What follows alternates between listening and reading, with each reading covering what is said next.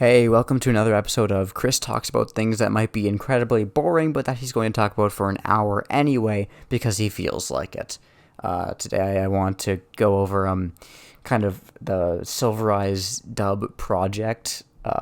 This is going to be very unedited. I just kind of want to talk about like how I made it, both as a refresher for me for the Twisted ones, and also just kind of in case anyone is like remotely curious, which might not be the case, but we're gonna do it anyway. I don't know. I just kind of feel like going back through it and just soaking in on how much time I spent on this thing.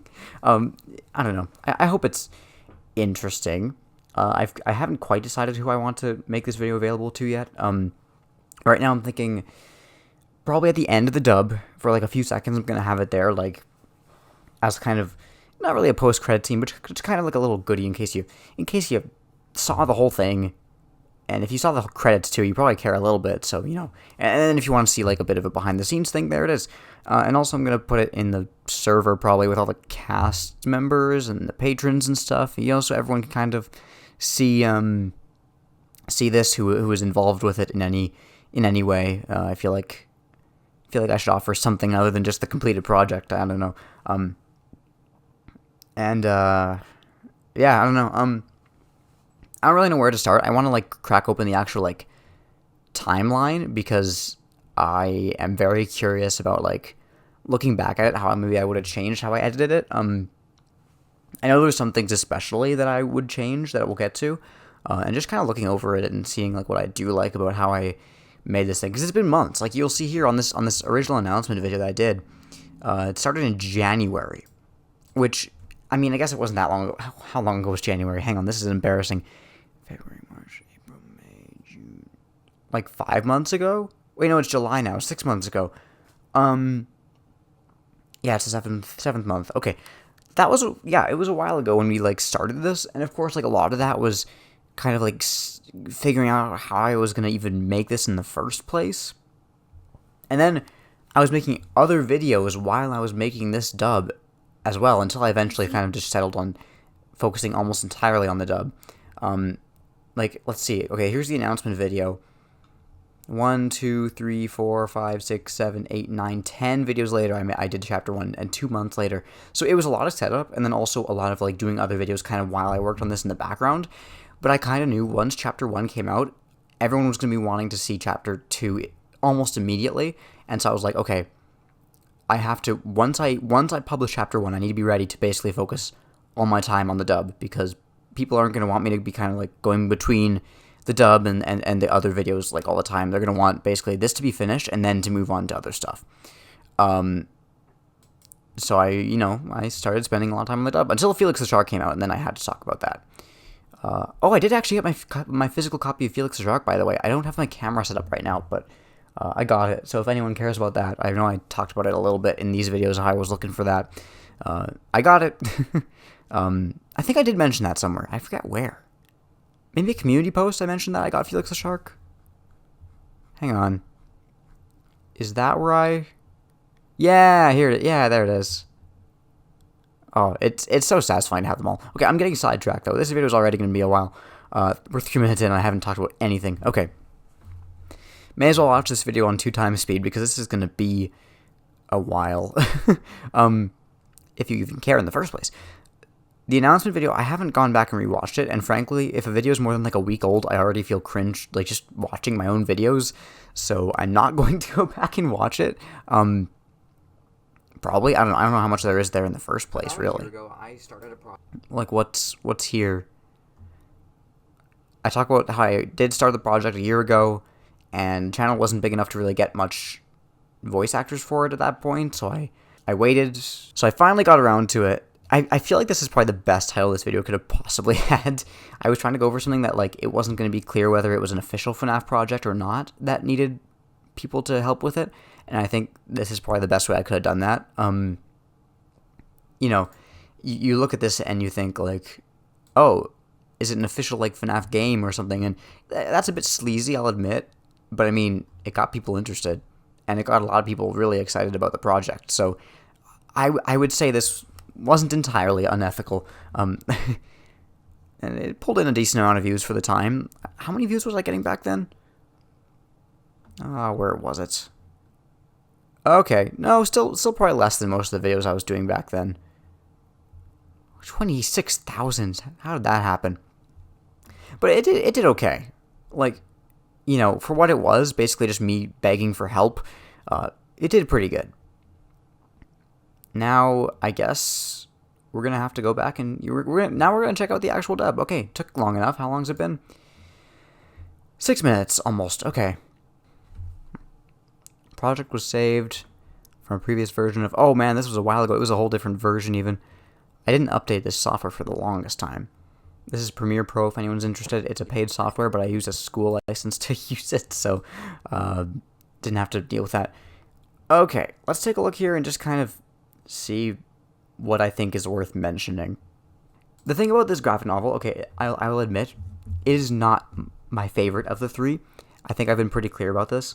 In videos and stuff, I prefer the Twisted Ones in the Fourth Closet visually to this. I think story-wise, I don't know which one I prefer. But the art style of this, I can't get behind. It looks unfinished. And again, like, I don't want to blame that on the artist or anything, but I think they were not given enough time to make this book. And so everything kind of comes off as a bit bright. Not here. I think here it looks pretty good, but like, you look over a little later, I don't know, this all looks good, actually. I think later on is when it really starts to get a bit not as great, once they realize they didn't have much time to do this. So I'll point that out once we get to it in the later chapters. But eventually it just kind of starts to feel like there's not really much shading, not really much like variety in the colors they're using. Everything's kind of one color. I'm not an artist either, so I can't really describe what exactly about it bothers me, but I know it's not my favorite, and so I'm going to point it out. And so because it felt so bright at times, I just started... It must be for like half the chapters, I used like this mask here to sort of make it look darker than it was. Which, like, I don't really know what the point of that was. I guess I was just kind of trying to, I don't know, set the mood, I guess? I don't know. What's the wording for it? I think it did help. I think it does, like, make it more dramatic, at least. Just adding a little bit of a vignette on the side there. I don't know. It's not much, but I think it kind of helps spice things up, I guess. Fade to white. Oh my goodness, it was so... I really struggled with keeping volume levels at adequate, like, levels throughout this entire project, because at one point you have a sound that's too loud, and then you have a chapter where, like, the whole chapter is louder than the next, because I did them all separately. So this one, it's pretty loud. The next one, I think, was a lot quieter, because I forgot, like, how loud I kind of wanted to aim for. Because I was adjusting the volume of, like, every sound that I used here. And then finding sounds was a whole nother pain. You have to hunt through the internet at far and wide to find a sound that will really sort of match what you have in your head for how the scene is kind of playing out. And, you know, sometimes it would be too much that I wanted, too many sounds that I wanted to be playing at once. Sometimes it would be like too few. It would be too quiet when I would think there would be more. And usually my solution to that, if it was too quiet, was just throw some music in there, if it was fitting, you know, fill in the silence a bit.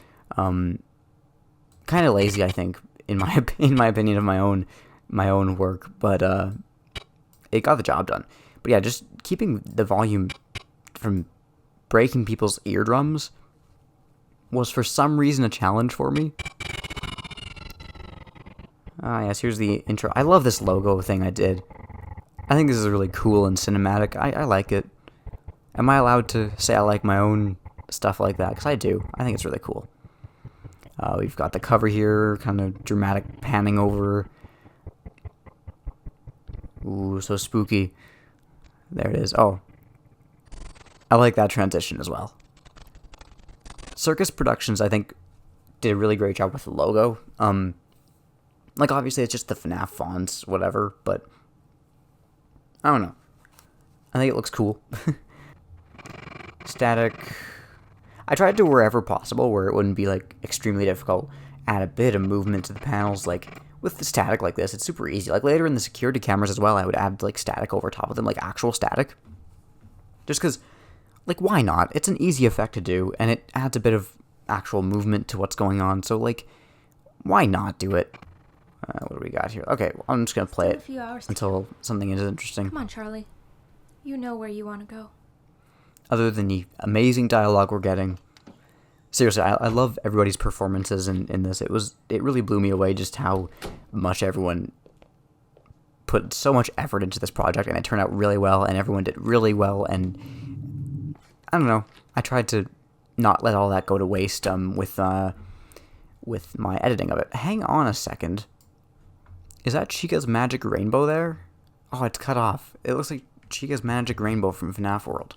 Also, why is the pig golden? Never noticed that. Okay. I don't know why John was British there. I love you too, Dad. There's a lot more like panning across panels in this chapter, like going from one point to the next. I really wanted movement to be in there. I didn't want it to be just a static panel on the screen. Also, one thing I was really picky about that you can't really tell here yet, but that really becomes apparent in later chapters, I did not want like any white space on the screen or any like panels overlapping. I tried to, for the most part, keep that from happening because it just bothered me for some reason. And then later you have like triangle-shaped panels and stuff, and I just gave up with it entirely. But here I was trying to have like one panel at a time, very little of a different panel or like white space around it. I don't know why. It's something compelled me to do that. Man, we're going to be here for ages if I don't hurry this up. Okay. I still love this first chapter, though. Like, even months later, I don't think I would have really done anything very differently. It's been a while. Sure has. A lot of panning. Every single panel, there's, like, movement for it. Man, doing the reverb for, like, all the lines where it's, like, a flashback, and I want there to be, like, an echo, and it's super dramatic. It was occasionally annoying, because what will sometimes happen, and I don't want to make it sound like I'm like upset about this or anything, but it is something I'm gonna like try and make sure everyone knows for the Twisted ones.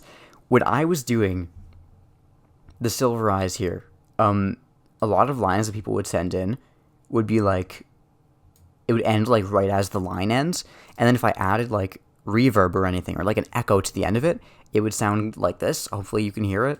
How could they leave the only home Michael knew? Like, it would just cut off before the echo finishes and sound like wrong. And so what I would have to do is like manually add for some lines, not these ones here. These ones, this isn't the case. I would have to like manually add silence to the end so the echo could finish. I don't know why I didn't ask people to just add a little bit of extra like silence at the end of their lines. I don't know why. I just dealt with it myself. Like, honestly, I probably could have just said like, hey, could you add some silence to the end of your line? So it's entirely my fault. But for the future, I'm going to let people know, like, hey, could you, like, just keep some silence at the end of your line so that when we're doing lots of echoes and stuff, it can kind of reverb and fade out. I don't know. It's not something you think about when you're, like, looking for actors, right? Like, you don't think to tell them that. There's so many things that you, like, want to, like, say about the project and what's in your head for it that you kind of forget, like, the things that I think should have seemed obvious to me, like that. Alright, what do we got here? So many flashbacks in this first chapter. I really felt like I overdid it. And the same whoosh sound for all of it. There's another one. So, Just all the time. I felt like I really overdid it with that. Yeah, here you can already see it looks like the art is a bit more rushed. I don't know. I don't like it as much. I don't know what it is about it. I think the colors just look a bit flat, maybe? Is that what it is? I don't know. I can't quite place it. I think, and again, no fault to the artist. I think they just weren't given enough time. Did I actually have a plane sound effect here? Hang on, did I do that? Oh, I did. Good. I'm glad I thought of that. There's so many little things, like, I don't think anyone would notice if it wasn't there. But when it is there, like, it's something that, just kind of, I don't know. I tried to look for every option I could to add a little something extra. The door opening in the background. Man, I thought I was going to hate this chapter looking back at it, but I think I did okay with it. Like a little detail like the door opening in the background before these two actually show up. Like, I don't know. I'm going to give myself a pat on the back for that. I'm going to congratulate myself for that. I'm going to give myself credit where credit's due. This video is going to end up being like longer than the dub itself at this point. We're 20 minutes in. Oh no. I don't know why there's always this yellow like tinge to the sides of the characters in flashbacks. I started noticing that. I don't know why that's there. It's an interesting choice. There was a point where people realized there was like letters on the sides of this font and thought it was like a big secret hidden in these books. It is not. This font just has letters on the side of the bigger letters, but that really threw some people off a while ago. I remember that. Just a thing I remember. But what I want to talk about is here in chapter 3, Jason's little Game Boy looking thing. Some astute commenter pointed out that game he's playing is FNAF World, which is entirely true. I found some random FNAF World gameplay video on YouTube, and I took the audio, I stole it, and that's what Jason's playing. He's playing FNAF World on his Game Boy here, so that's canon now. You're welcome. Again, the yellow on the side of the face during a flashback. Like, I don't know, it's an interesting choice. Here it makes sense because he's talking about like Golden Freddy and Bonnie and whatever, but during Charlie's thing, what is he like glowing? There's like a yellow like glow on this kid's face. I don't know. I like it. It's a cool stylistic choice, but I don't really fully understand it. I guess it helps to kind of connect the two scenes, the flashback and the thing happening in the moment. Oh, I forgot I did this. I like this kind of pan around, and then it zooms in on Spring Bonnie there. I don't know. Just it's the little things. I'm really congratulating myself here. I'm sorry if it sounds like I'm just congratulating my own work, but I kind of like it. I don't know. Maybe that's not healthy, but I'm congratulating my own work while also saying that I don't like what the artists did for the original book. I am a jerk. Oh, this I like. I like this one. I took a bit more creative liberty with this one for a flashback that starts the chapter. It's kind of, blurring in, and as the audio kind of gets louder. You would not believe how long that took me. That was like the one part of the dub where my brother was like watching me work on it out of pure curiosity, I assume. And he would just listen to me like try and get this audio to work. Because it's like an echo, right? But it's like kind of, it starts with the echo and then it gets to the actual audio. And I had no idea how to do that. So I think what I did is I reversed the audio and then I added an echo.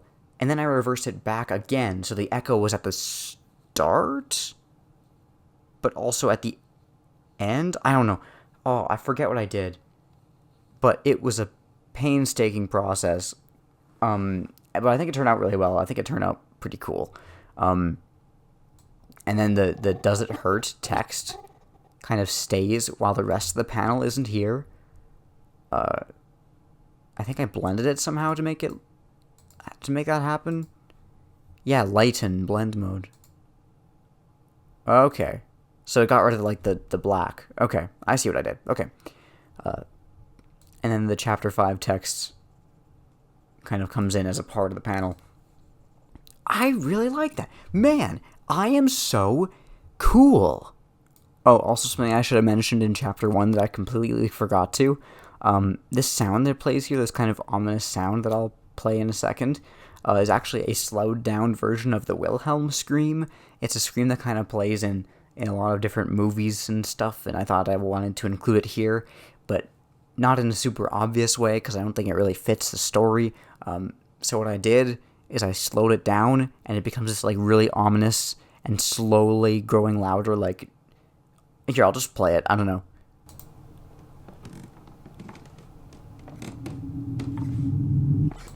Yeah, I like it. Hope you could hear that. This is what it's supposed to sound like when it's at normal speed. I don't know, just in case you don't know what this scream is. You might even recognize it even if you don't know what it's called, because it's in so many movies. I feel like it's pretty well known, but just in case. Oh.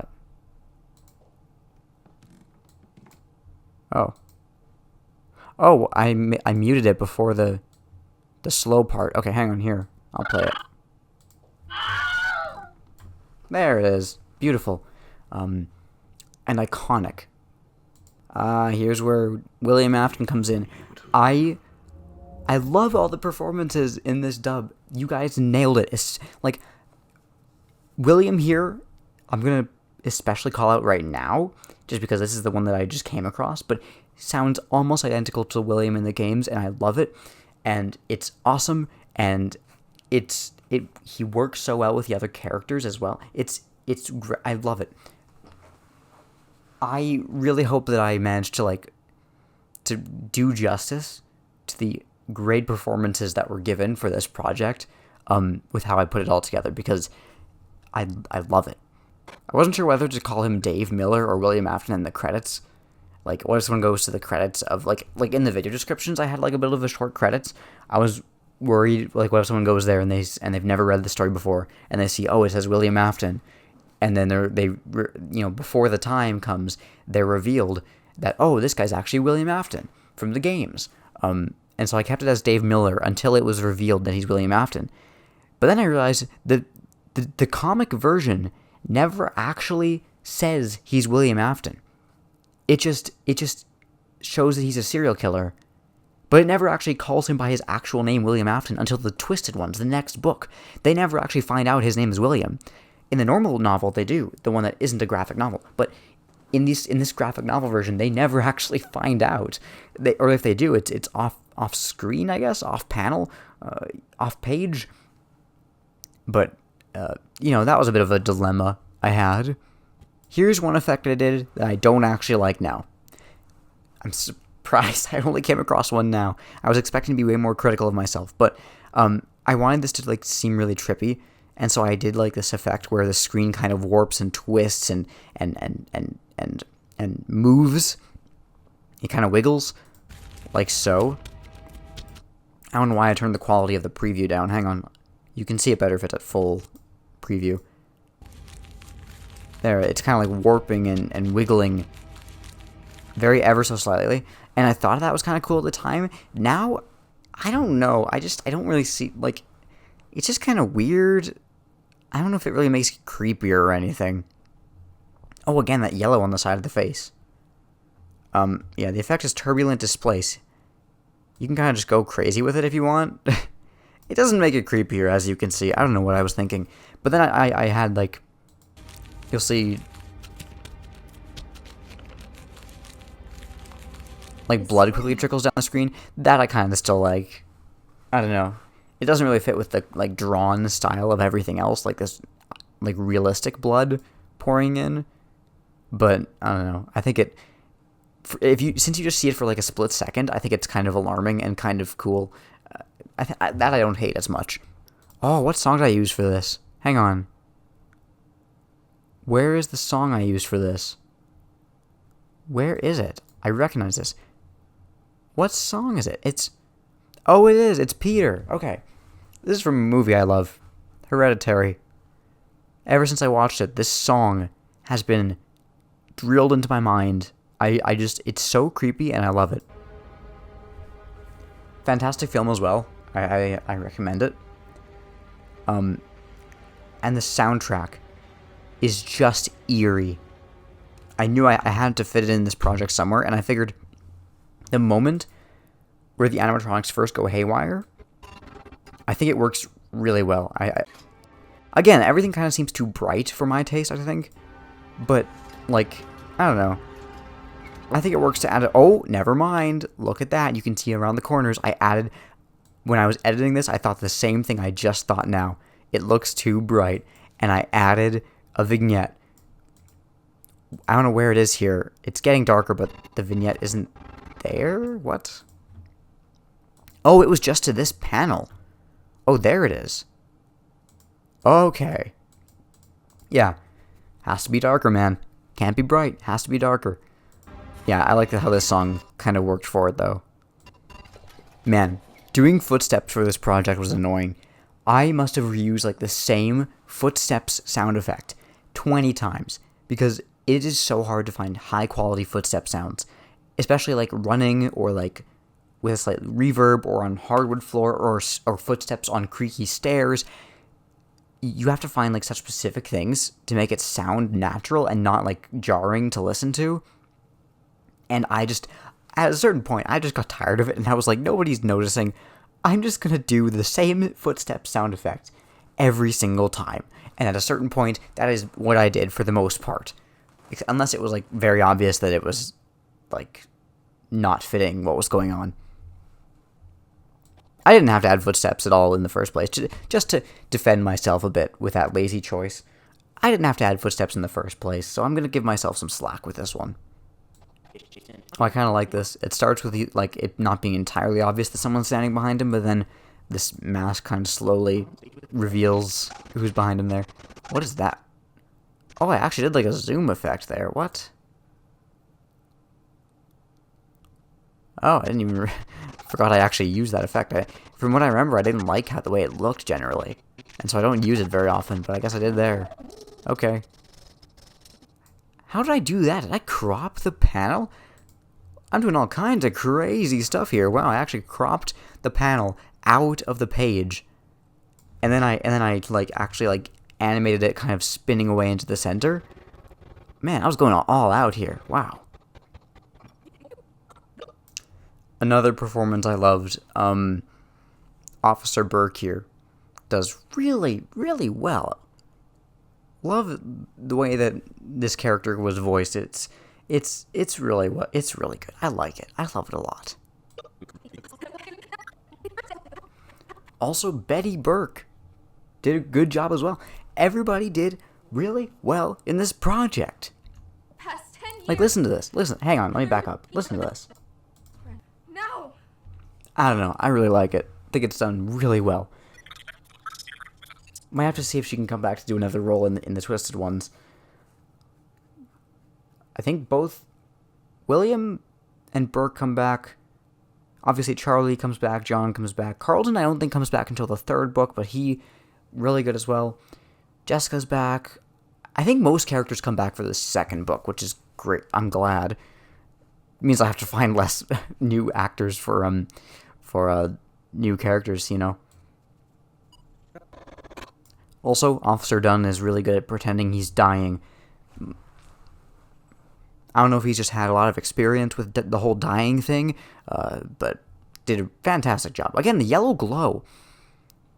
I know I keep pointing it out, but I don't understand.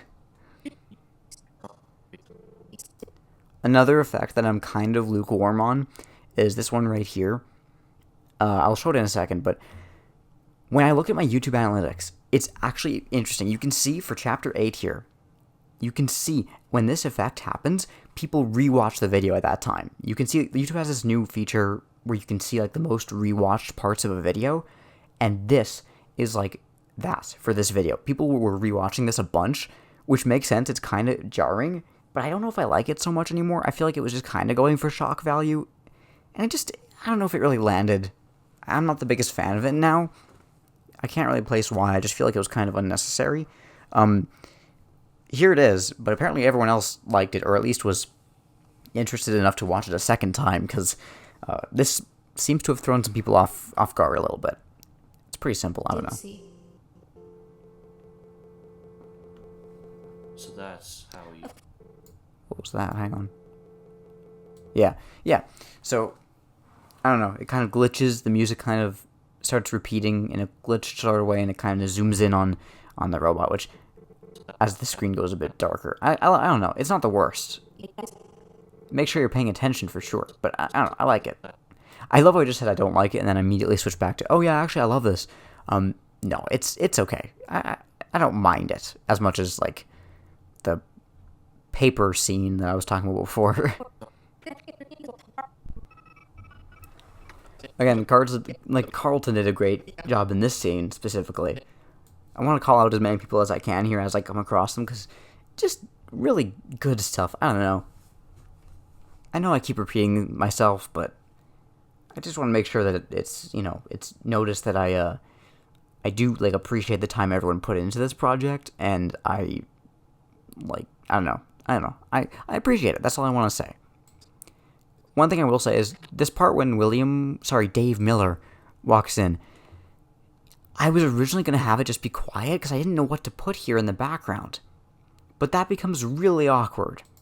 Which maybe would have been better and kind of creepier, but like this is what it would have sounded like without music, and I just couldn't stand this.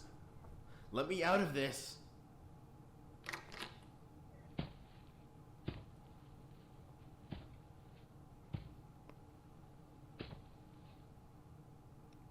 I don't like that. The music has to be here. Otherwise it's insufferable. And this music's creepy too, so I don't know, I think it works. Another effect, see, as we go on, it's weird, I thought that most of the stuff that I wouldn't like would be at the start, the longest time from now, but I think the effects I don't like are actually closer to the middle of the dub here. I don't like how here I just slowly made the screen like grow more and more red. Like, sure, it kind of matches how he says that the suit will grow more red and more wet with your blood. Like, I don't know, not terrible, I guess, but like it's way overkill. Like, look, it's the screen is just red. But this I kind of like though. I took inspiration from that from a different comic dub I've seen of just this scene. And I was like, hey, there's lightning that strikes, and thunder plays, and then it kind of cuts between like multiple different cuts of his mangled body, and I'm like, oh, that's pretty cool. I'm gonna steal it. And I did. That's the only thing I've stolen here. Actually, that's not true. I think I mentioned I stole something else. I don't know. Also, this whole screen glowing red thing, I may have also, I guess, stolen. The FNAF 3 trailer.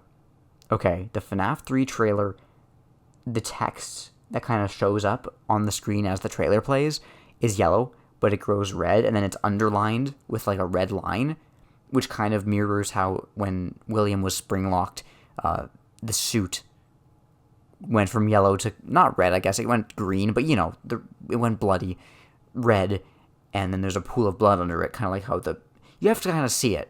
And I don't have the trailer pulled up, so I'm not going to show you, but just look at the FNAF 3 trailer, and you'll see the text turns from yellow to red, and it kind of mirrors what happened to William, which I think is a really cool touch. I did not intend for this to kind of be similar to that, but I guess it's a happy accident, because, I don't know, it's kind of a similar thing. I think it's fitting.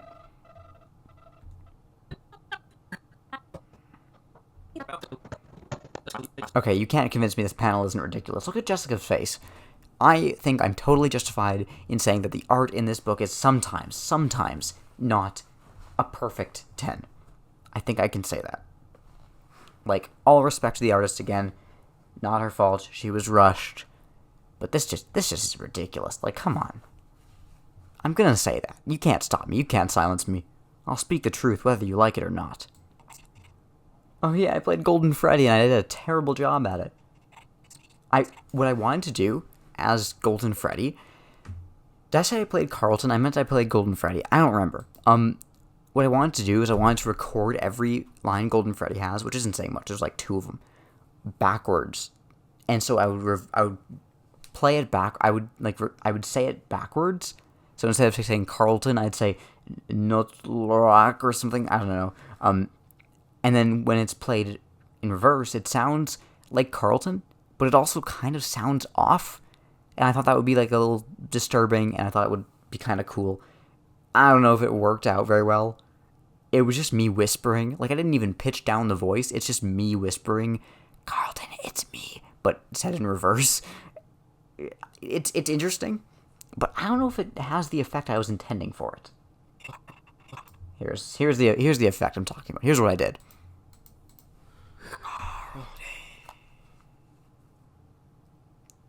Oh, why is it lagging? What even?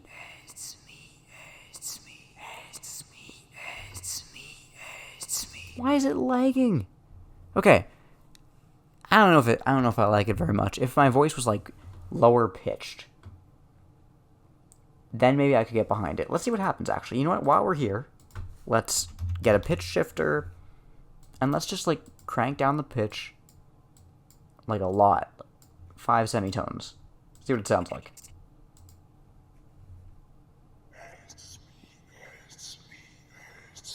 Okay. That, I don't know, not much better. I think I actually did try that when I was making this chapter. Maybe I've already been down this road before, but I don't know. I'm not the biggest fan of my own work this time around. Oh, I do like this effect though, where it's the static, but it's actually in a panel, and then it transitions to the dub. I like that. I do like that. I think that's cool. Okay, I found my water. Yeah, I saw an opportunity, and I took it, and I'm glad I did. I think I've been hard on everyone here. I've been hard on myself. I've been hard on the artists. The only people I haven't been hard on is the voice actors. I'm a bad person, and I know that. Yeah, here's where I started using the static, like, to make it actually look like static. Don't leave the control room now. I think it works pretty well. It doesn't take you out of it very much, I don't think. Masking it out was kind of difficult. You have to, like, cut out a specific outline here for the static to go in. And then, for this was a nightmare. It's 4 of them. You gotta mask out 4 of them now. Right there. That sucked. I'm going to go get him. Again, my daily praise of the voice actors and actresses here. Amazing job from Sketch Arts for Charlie. Just, in my opinion, it's great. It's awesome. I don't think I would make a good Charlie. I think if I tried to be Charlie, it would not be at all as good as this was. So, that's my praise for today. Oh yeah, I did an eye closing effect. I don't know why there's so many artifacts there. You can see, like... Oh, that sucks. I didn't notice that. You can see when the eye closes, there's, like, blocks of artifacting. I bet I could fix that. The funny thing is, I would rewatch these chapters before I finished them, like, 100 times. I would watch, like, 5-second parts of them, like 10 times over, because I would feel like there was something I needed to change. I needed to, like, maybe move the sound effect like a second later, or like make a sound effect a bit louder or a bit quieter, or move a panel a bit more, you know, make some like movement in there, and it would never be enough. And then I would still miss things like this, like where there's just blocks of artifacting. There we go. That's better. Pitch black. That's what it should be. Can't believe I missed that. And it was very visible as well. Okay. You still miss things like that. You can't ever catch everything, I don't think. It's very difficult to. Or maybe I was just more paying attention to the audio than the actual visuals. Maybe that's what it was. Audio is very important for making anything. A game, a movie, anything. It's super important to get your audio right. Not just music, sound effects in general. If you don't have it, it makes it so much less immersive. And if it's bad, it can really take you out of it. Oh, and here's where I discovered the crash, like how you can make the screen shake a bit. It's not perfect, but I think it works. Add a bit of impact to, like, the impactful moment. Something that I think this was missing up until this point. Now every hit kind of feels more solid. I like that. Oh, this was a pain. The spring lock suit that Carlton is in, when it snaps and the spring locks go off, I had no idea how to make it sound like a bunch of things snapping at once. Like, I couldn't find a good snapping sound effect somehow. I couldn't find, let alone that, multiple at once that kind of sounds like a suit snapping off. So what I did is I took, like, hundreds of okay snapping sound effects, mashed them all together, and hoped, okay, we've got, like, a bunch now. Hopefully some of them are good, and it's playing fast enough and loud enough that it sounds okay. And I don't know how it turned out. I'm still lukewarm on it, but nobody has said it sucks, so I'm going to say it's okay.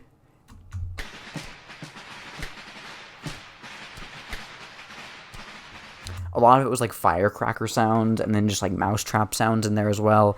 A bunch of, like, random stuff that I had to, like, I had to literally Google, like, firecracker sound, because I couldn't just Google snapping. All that would come up was, like, snapping finger sound effects. I had to be super specific, and even then, I'm not so sure if I like how it turned out. Same with William getting spring trapped later. I think that's a bit better, but it kind of, I don't know. I'm lukewarm on it, personally. Oh, here comes that vignette again. Here comes the vignette again. There it is. It's getting darker on the corners. That's how you know it's serious. It's subtle. I don't think it's that obnoxious or anything, but I don't know. It works, right? I kept using it for like many chapters, so I don't hate it, clearly. But also, man, I love Demolition Inevitable. It's from Sister Location. The ending where Springtrap appears, it's this like sad tune that all of a sudden it kind of like warps a bit, and then it kind of, there's this boom sound at the end. I don't know, I like it for like big reveals and stuff, because the song kind of warps, and then it goes boom, and I sound like a child, but I think it works for like twisted reveals and stuff. And I use it like at least twice in this dub, maybe 3 times. It's Michael in that suit. Yeah, I like that. Leon Riskin is very talented. I like this part. This is the part where the screen shaking, I think, really paid off. It just makes the impact feel so much more satisfying. Now you've done it. Whoa. It's a good transition between these two panels as well. I don't know, I love it. Oh, what's this? Another vignette? What? Also, it's really difficult to... It doesn't sound obvious, but it's difficult to, like, estimate how much time it should take for one line to start after the next one ends. Because if one line ends, it could go something like, no, it's true, this is the man who killed Michael and all the other kids.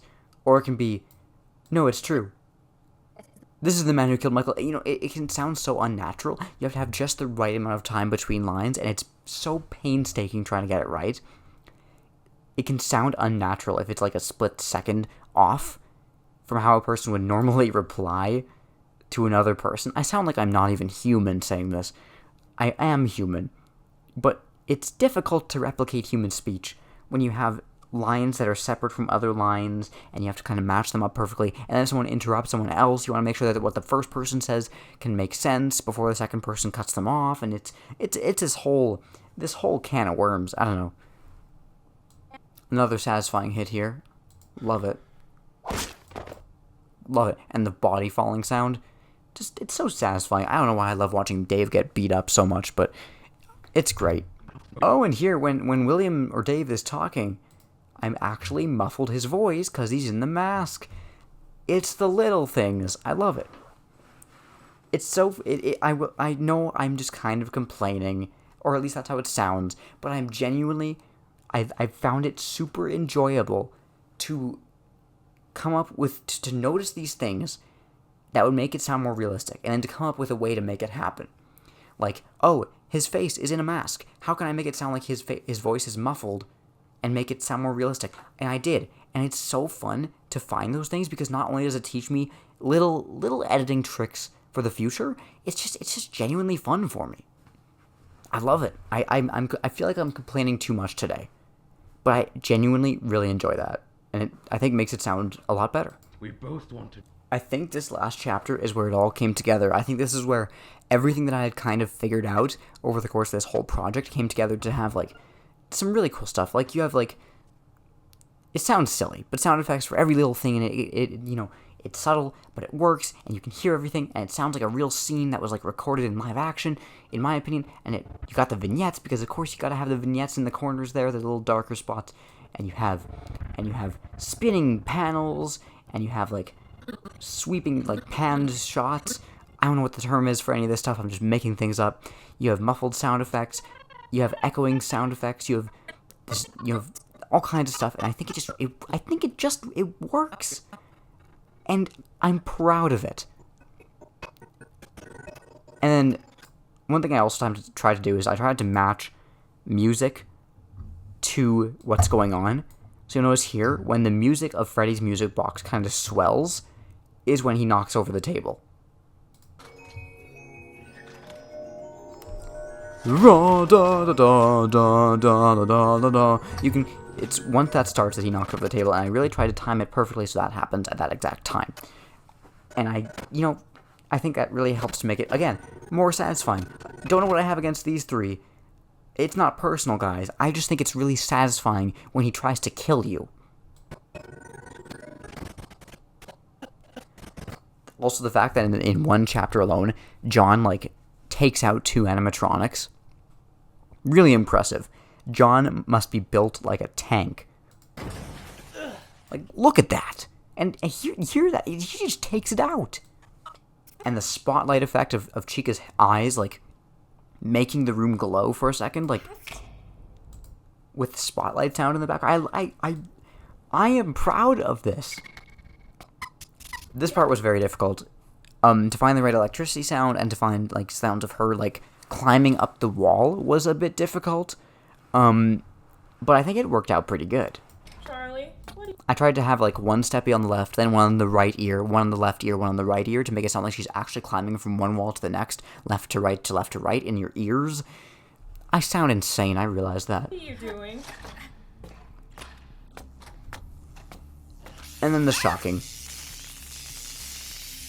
Charlie! That's a cool moment. Yeah, let's not give John too much credit. Charlie also managed to take out Chica and William. So I'd say they're kind of tied for animatronic kills in this chapter. Oh, here's John's second one. Here we flash back to what we saw at the start of the chapter. What? Okay, hang on. What is that? What even is that? But yeah, we flash back to what we saw at the start of the book. I didn't know how to transition it back to that scene, so I just had a fade to black as the audio kind of continues and fades in. I think it worked really naturally.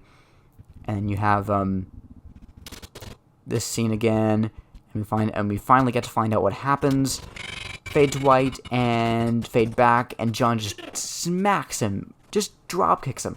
There were comments, people just waiting for this one scene, and I really hope I did it justice. I think John's voice actor certainly did, because this is iconic, guys. It's iconic. It's an iconic scene. He just falls over. That's funny looking. I'll be honest, that's kind of funny looking.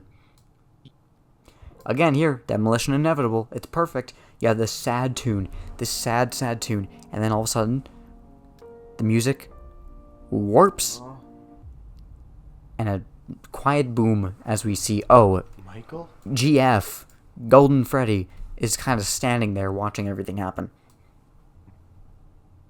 Some silence as everybody takes it in.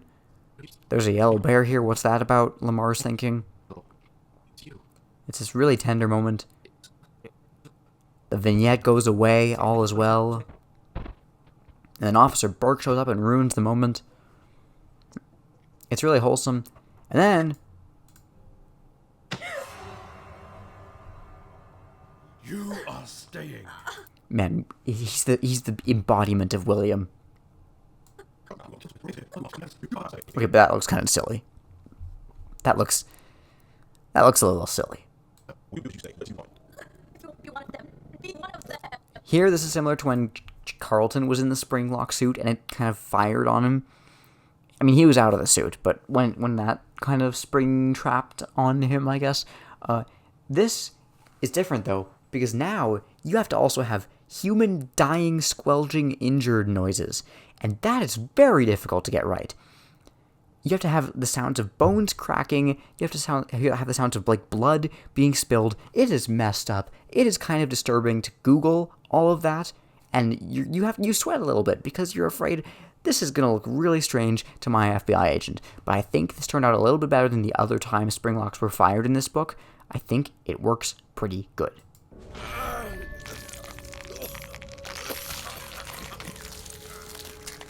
I literally took a video. It was a compilation of multiple, bone cracking and basically gore sound effects. And I just kind of played 5 of them at once, and then another 5, and then another 5. And I think it worked pretty well. You can hear it starts with a few snaps, then there gets to be more, and then it kind of quiets down as you just kind of hear him coughing and sputtering, and then it ends. I think it works pretty well. I actually really like this. It's just layered sound effects. Just a ton of them all at once. and then it kind of slows down, and there's a bit more spilling of blood you can hear. There's 3 major blood spills you hear. One here, and one here. One after the other. Now, I hope that this has been interesting in some way, shape, or form. I hope that this has been helpful for all of you. I hope that we've, had a bit of entertainment. Maybe it's been really boring. I hope not, though. Thank you all for watching this far. And I better, I guess, get started on Twisted Ones at some point. Enough of this Silver Eyes stuff. Let's move on, shall we? Alright, I'll see you guys soon. Thank you for tuning in.